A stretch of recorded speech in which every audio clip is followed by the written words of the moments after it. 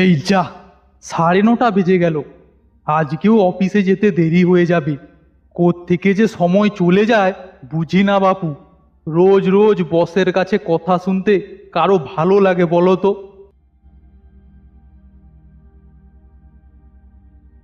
আমার একটাই বদ অভ্যেস, যতই তাড়াতাড়ি অফিসে যাওয়ার চেষ্টা করি না কেন, ঠিক দেরি হয়ে যায়।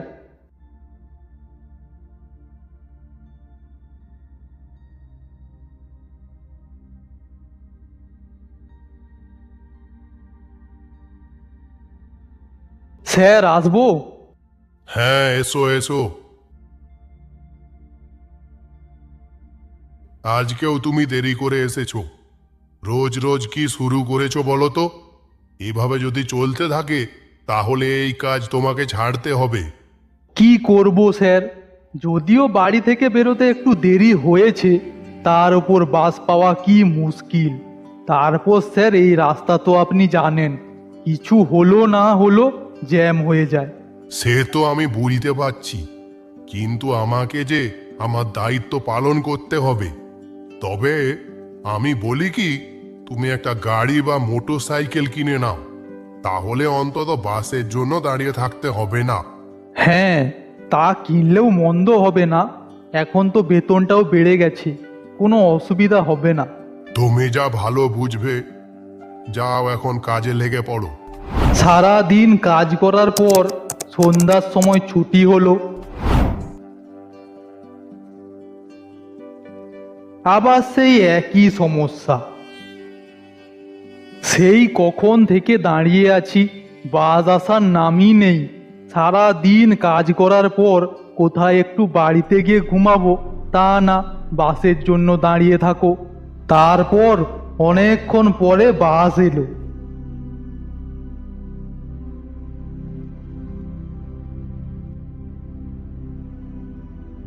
না না, এভাবে আর চলে না। পুরনো হলেও কালকে তো একটা গাড়ি কিনবই। রামুকে জিজ্ঞাসা করে দেখি ওর কাছে পুরনো গাড়ির স্টক আছে নাকি। হ্যালো, রামু বলছিস তো? হ্যাঁ বলছি, বল। এই রাতে হঠাৎ ফোন করার কারণ কি? আমার একটা পুরনো গাড়ি লাগবে। কি, তুই কিনা পুরনো গাড়ি কিনবি? হাসালি? আরে তোর যা বেতন, তুই একেবারে ঝকঝকে নতুন গাড়ি কিনে নিবি তো। দেখ রামু, এই সময় মস্করা ভালো লাগছে না। তোর কাছে আছে কি নেই সেটা বল। আমি কালকেই, পুরনো হোক আর যা হোক, আমি গাড়ি কিনবই। আমার কাছে একটা গাড়ি আছে, আজকেই বিক্রি করেছে। সেটা নিলে নিতে পারিস। ঠিক আছে, আমি কালকেই তোর দোকানে যাচ্ছি। আমি পরদিন সকাল সকাল রামুর দোকানে চলে গেলাম। সেখানে গিয়ে দেখি রামু একটা যুবক ছেলের সঙ্গে কথা বলছে। আমি তাকে ডাকলাম, আরে এই রামু। একটু দাঁড়া, আমি এক্ষুনি যাচ্ছি। এই গাড়িটা দেখো, একেবারে নতুন মডেল। সেটা আমি বুঝতে পেরেছি, কিন্তু আপনি দামটা একটু বেশি বলছেন। এই দামে তুমি এই গাড়ি পাবে না, একটু চিন্তা করো। না না, আমি আসছি, অন্য কোথাও গিয়ে দেখি। তোমার যা ইচ্ছা। হ্যাঁ বল। আরে কালকে তো তুই বললি একটা গাড়ি আছে। হ্যাঁ, আয় আয়।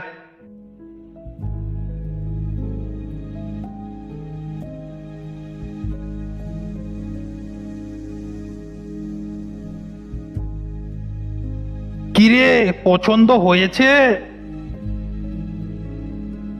বাহ, বেশ ভালো গাড়ি তো। পুরনো বলে বোঝাই যাচ্ছে না। তা দাম কত নিবি বল? এই গাড়িটা খুব কম দামে পেয়ে গেছি, তোকে আমি কম দামে দিয়ে দেব। অন্য কেউ হলে 3 গুণ দাম নিতাম। তুই না হলে 50,000 টাকা দে। এই ধর, টাকা ধর।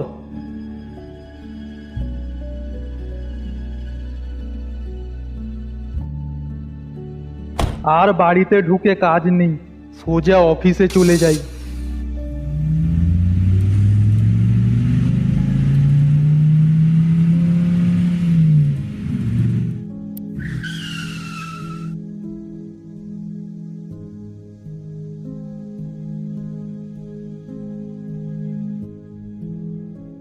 স্যার আসবো? হ্যাঁ, এসো এসো। কি ব্যাপার জিতেন, আজ কোন দিকে সূর্য উঠেছে? এত তাড়াতাড়ি অফিসে চলে এসেছো? আপনার কথা শুনে আজই একটা গাড়ি কিনলাম, তাই আর কি। ও তাই নাকি? ভালো ভালো।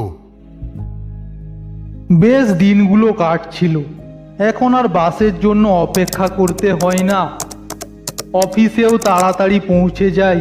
বসও এখন খুব খুশি।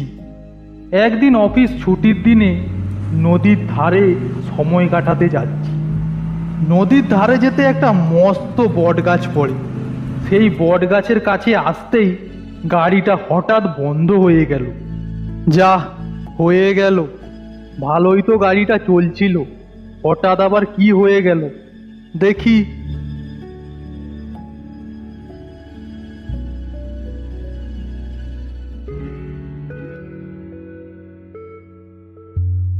কি হলো দাদা, গাড়ি খারাপ হলো নাকি?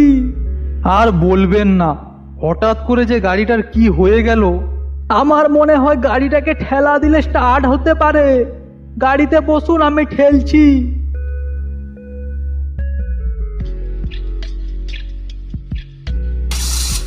হ্যাঁ হয়েছে, স্টার্ট নিয়েছি। দাদা, গাড়িটা গ্যারেজে দেখে নিন, না হলে এইসব ফাঁকা রাস্তা বিপদে পড়বেন। আমি সেদিন আর নদী ধারে গেলাম না, সোজা চলে গেলাম রামুর গ্যারেজে।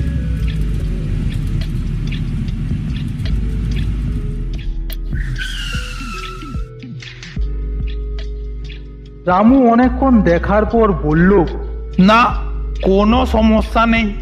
তখন হয়তো গাড়ির মাথাটা বিগড়ে গিয়েছিল, তাই বন্ধ হয়েছিল। তুই নিয়ে যা, সব ঠিকঠাক আছে। সত্যিই তাই, কোনো সমস্যা হলো না গাড়িটায়।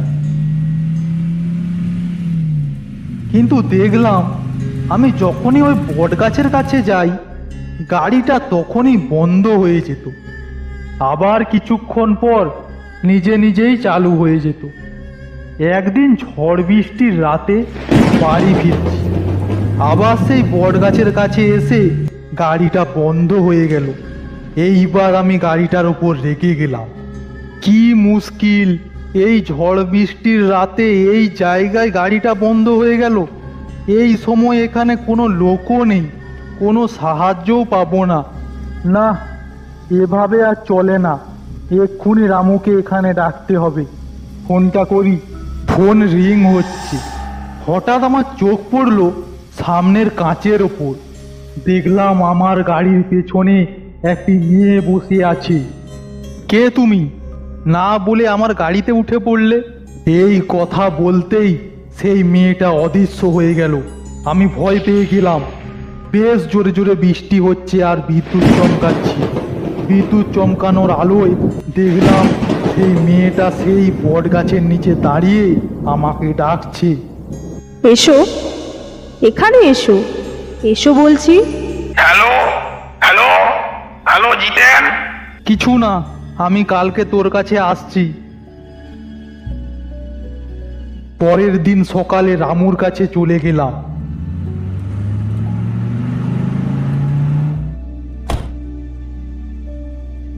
বল, কালকে ফোন করলি, আবার ফোনে কিছু না বলে রেখে দিলি। শোন বলছি, এই গাড়িটা বট গাছের কাছে গেলেই বন্ধ হয়ে যায়। আমার মনে হয় এই গাড়িটায় কোনো রহস্য লুকিয়ে আছে। সে তো বুঝলাম, কিন্তু এবার কি করবি? আচ্ছা, তোকে যে এই গাড়িটা বিক্রি করেছে তার ঠিকানা জানিস? হ্যাঁ জানি। চল সেখানেই চল, যদি সমস্যার কোনো সমাধান পাওয়া যায়। তারপর গাড়িতে হয়ে চলে গেলাম সেই বাড়িতে। বাড়িতে ঢুকে দেখলাম একজন বয়স্ক লোক থাকে সেই বাড়িতে।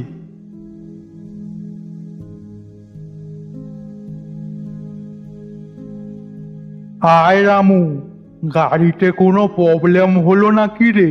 না না, তেমন কিছু না। আপনার দেওয়ালে ওই ছবিটা কার? ওটা আমার মেয়ের ছবি। আপনার মেয়ে কি বাড়িতে থাকে না নাকি? আমি কালকে বট গাছের নিচে দেখলাম। আপনি কি উল্টো পাল্টা বলছেন? আমার মেয়েকে কিছুদিন থেকে খুঁজে পাওয়া যাচ্ছে না। পুলিশে কমপ্লেন করেছি, কিন্তু কোনো খোঁজ পাওয়া যায়নি। আর আপনি বলছেন বটগাছের নিচে দেখেছেন? আপনি শান্ত হন, শান্ত হন। আমি পরে এসে দেখা করব। চল রামু।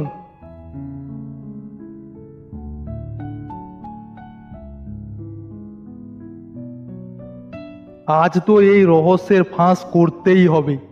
তোকে নিয়ে যাব, চল ওই বট গাছের নিচে। তারপর রামুকে নিয়ে চলে গেলাম সেই বট গাছের নিচে।